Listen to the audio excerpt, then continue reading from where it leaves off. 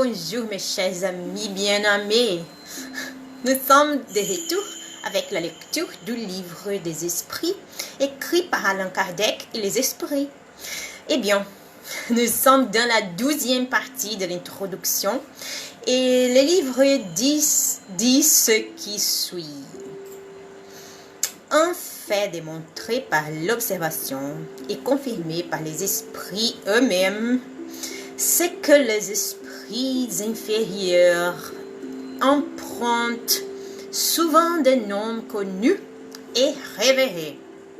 Qui donc peut nous assurer que ceux qui disent avoir été, par exemple, Socrate, Jules César, Charlemagne, Fénelon, Napoléon, Washington, etc., aient réellement aimé ce personnage?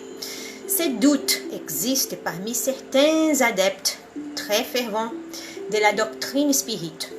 Ils admettent l'intervention et la manifestation des esprits, mais ils se demandent quel contrôle on peut avoir de leur identité. Ce contrôle est, en effet, assez difficile à établir. S'il ne peut l'être d'une manière aussi authentique que par un acte d'état civil, on le peut au moins par présomption, d'après certains indices.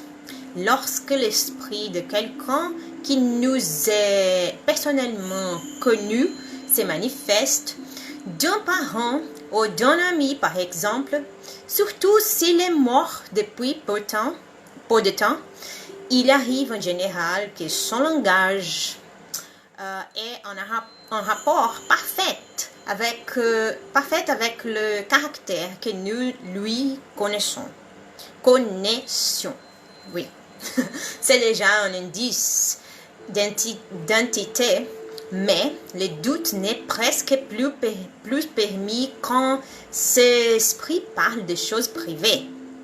Rappel des circonstances des familles qui ne sont connues et de l'interlocuteur. Un fils ne se méprendra pas assurément au langage de son père et de sa mère, ni des parents sur celui de leur enfant. Il se passe quelquefois dans ces sortes d'évocations intimes des choses saisissantes de nature à convaincre les plus incrédules. Les sceptiques les plus endurcis est souvent terrifié des révélations inattendues qui lui sont faites. Une autre circonstance très caractéristique vient à l'appui de l'identité. Nous avons dit que l'écriture du médium change généralement avec l'esprit évoqué et que cette écriture se reproduit exactement la même chaque fois que le même esprit se présente. On a constaté maintes fois que pour les personnes mortes, surtout, cette écriture a une ressemblance frappante avec celle de la personne en son vivant.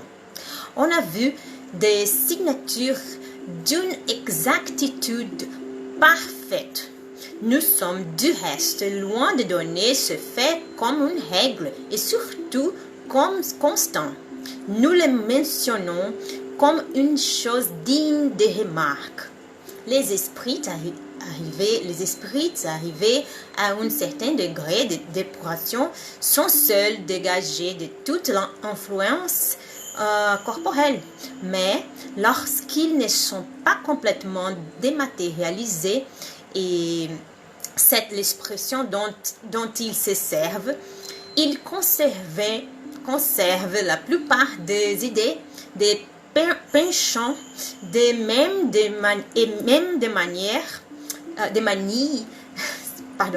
qu'ils avaient sur la terre. Et c'est encore là un moyen de reconnaissance. Mais on en trouve surtout dans une foule de faits de détails qui peut seul révéler une observation attentive et soutenue. On voit des écrivains discuter leurs propres ouvrages ou leurs doctrines, en approuver ou condamner certaines parties. D'autres esprits rappelaient des circonstances ignorées ou peu connues de leur vie ou de leur mort. Toutes choses enfin, qui sont tout au moins de preuves morales d'identité. Les seuls que l'on puisse invoquer en fait de choses abstraites. C'est donc l'identité de l'esprit évoquée, peut-être jusqu'à un certain point établie dans quelques cas, il n'y a pas de raison pour qu'elle ne le soit pas dans d'autres. Et si l'on n'a pas, pour les personnes dont la mort est plus ancienne, les mêmes moyens de contrôle, on a toujours celui du langage et du caractère. Car assurément, l'esprit d'un homme de bien ne parlera pas comme celui d'un homme pervers ou d'un débauché. Quant aux esprits qui séparent des noms respectables, ils se trahissent bientôt par leur langage et leurs maximes. Celui qui se dirait Fénelon, par exemple, et qui blesserait ne fût-ce qu'accidentellement, les bons sens et la morale montreraient par cela même la supercherie. Si au contraire les pensées qu'il exprime sont toujours pures, sans contradiction et constamment à la hauteur du caractère de Fénelon, il n'y a pas de motif pour douter de son identité. Autrement, il faudrait supposer qu'un esprit qui ne prêche que les biens pour sciemment employer le mensonge, et cela sans utilité. L'expérience nous apprend que les esprits du même degré, du même caractère et animés des mêmes sentiments se réunissent en groupe et en famille. Or, le nombre des esprits est incalculable et nous sommes loin de les connaître tous. La plupart même n'ont pas de nom pour nous. Un esprit de la catégorie de Fénelon peut donc venir en son lieu et place, souvent même envoyé par lui comme mandataire. Il se présente sous son nom parce qu'il lui est identique et peut le suppléer, et parce qu'il nous faut un homme pour fixer nos idées. Mais qu'importe, en définitive, qu'un esprit soit réellement ou non celui de Fénelon, du moment qu'il ne dit que de bonnes choses et qu'il parle comme l'aurait dit Fénelon lui-même, c'est un bon esprit. Le nom sous lequel il se fait connaître est indifférent et n'est souvent qu'un moyen de fixer nos idées.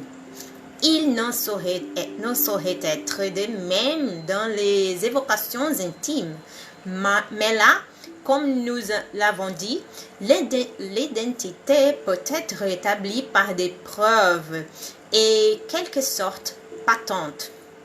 Au reste, il est certain que la substitution des esprits peut donner lieu à une foule de méprises et qu'il peut en résulter des erreurs et souvent des mystifications.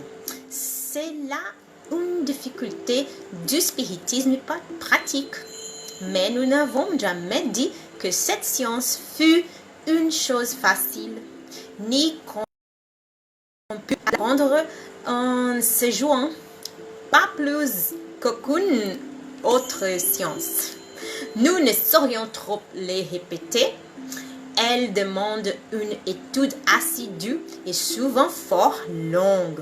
Ne pouvant provoquer l'effet, il faut attendre qu'il se présente d'eux-mêmes et souvent ils sont amenés par les circonstances auxquelles on songe les moins. Pour l'observateur attentif et patient, les faits abondent parce qu'il découvre les milliers de nuances caractéristiques qui sont pour lui des traits de lumière. Il en est ainsi dans les sciences vulgaires, tandis que l'homme superficiel ne voit dans une fleur qu'une forme élégante. Les savants y découvrent des trésors pour la pensée. Eh bien, nous avons terminé notre lecture pour aujourd'hui. J'espère que vous l'appréciez autant que moi. Que Dieu vous bénisse tous. Un bisou.